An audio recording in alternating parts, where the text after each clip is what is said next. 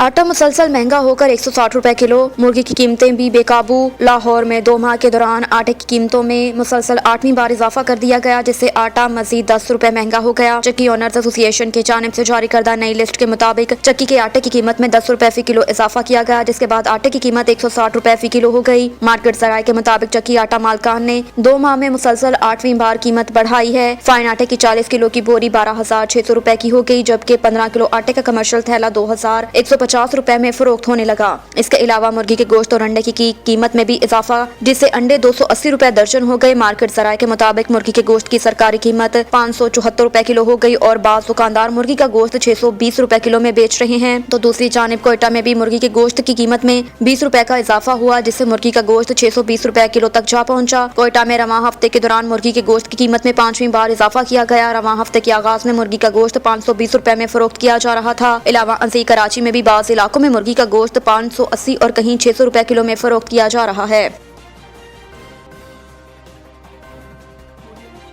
आलमी इमदाद कम हो गई मगर पानी कम न हुआ। वज़ीर आज़म का सलाह मुतासरीन के लिए। बरतानवी अखबार में मज़मून द गार्डियन में लिखे गए मज़मून में शहबाज शरीफ ने लिखा कि सैलाब पर दुनिया की तवज्जो और इमदाद कम हो गई मगर पानी कम न हुआ। सिंध और बलूचिस्तान के बड़े हिस्से में ताहाल पानी मौजूद है, जबकि जुलाई में इन इलाकों में दोबारा सैलाब आ सकता है। उन्होंने लिखा कि सैलाब ने मजीद 90 लाख पाकिस्तानियों को इंतहाई गुर्बत में धकेल दिया। शहबाज शरीफ ने लिखा कि गुज़श्ता मौसम गर्मा में पाकिस्तान में आने वाली तबाहकुन बारिशों और सैलाब ने 1700 अफराद की जानें ली। स्विट्जरलैंड के रकबे जितना हिस्सा पानी में डूब गया और 3 करोड़ से ज्यादा लोग मुतासिर हुए। ये तादाद यूरोपीय ममालिक में बसने वाले लोगों से ज्यादा है। पाकिस्तान में गज़ाई अदम तहफ़्फ़ुज़ के शिकार अफराद की तादाद दुगनी होकर 14 मिलियन तक पहुँच गई, जबकि मज़ीद 9 मिलियन गुर्बत की लकीर के नीचे जिंदगी गुजारने पर मजबूर। सैलाब ज़दा इलाके अब भी मुस्तकिल झीलों की तरह नजर आ रहे हैं। उन्होंने लिखा कि यह पानी इतना है कि अगर किसी ताकतवर पंप के जरिए इसको निकालने की कोशिश की जाए तब भी 1 साल का अरसा दरकार होगा।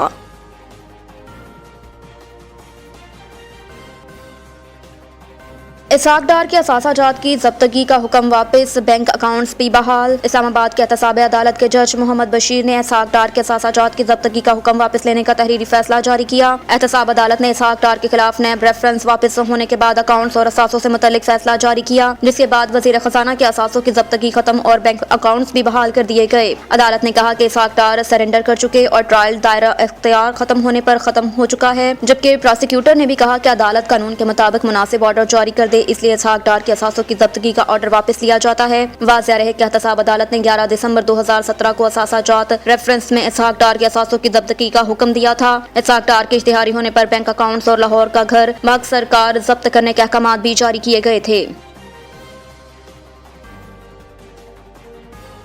वज़ीर आला पंजाब के अतमाद के वोट में एस्टेब्लिशमेंट न्यूट्रल नजर नहीं आ रही। सहाफ़ियों से गुफ्तगू में साबिक वज़ीर आज़म इमरान खान ने कहा कि न्यूट्रल्स पंजाब में पीपल्स पार्टी को लाने की कोशिश कर रहे हैं। एस्टेब्लिशमेंट पॉलिटिकल इंजीनियरिंग कर रही है। इमरान खान ने कहा कि PTI के लोगों से राब्ता किया जा रहा है। अब तक 3 लोग इन राब्तों की तस्दीक कर चुके हैं। साबिक आर्मी चीफ जनरल बाजवा को फिर हदफ तनकीद बनाते हुए इमरान खान ने कहा कि जनरल बाजवा करप्शन को बुरा नहीं समझते थे, इसलिए मुखालिफिन के तमाम मुकदमात खत्म हो गए। एक आदमी शहबाज शरीफ को जीनियस समझता था, देखें अब मुल्क का क्या हाल हो गया। ख्याल रहे कि साबिक वज़ीर आज़म इमरान खान ने पार्टी अरकान को हिदायत की कि अगर पंजाब असम्बली की तहलील में रुकावट डाली गई तो PTI अरकान मुस्तफ़ी हो जाएंगे। ज़राए के मुताबिक पंजाब असम्बली में एतमाद के वोट के लिए तहरीक इंसाफ ने नई हिकमत अमली तैयार कर ली। ज़राए का बताना है कि पार्टी की सीनियर लीडरशिप की जानिब से इमरान खान को सूबाई असम्बली में एतमाद के वोट के हवाले से ब्रीफिंग दी गई। ज़राए का ये भी कहना है कि इमरान खान ने तमाम पार्टी अरकान को हिदायत की है कि 11 जनवरी से कबल एतमाद के वोट को यकीनी बनाया जाए और अगर ऐसा ना हुआ तो PTI अरकान मुस्तफ़ी हो जाएंगे।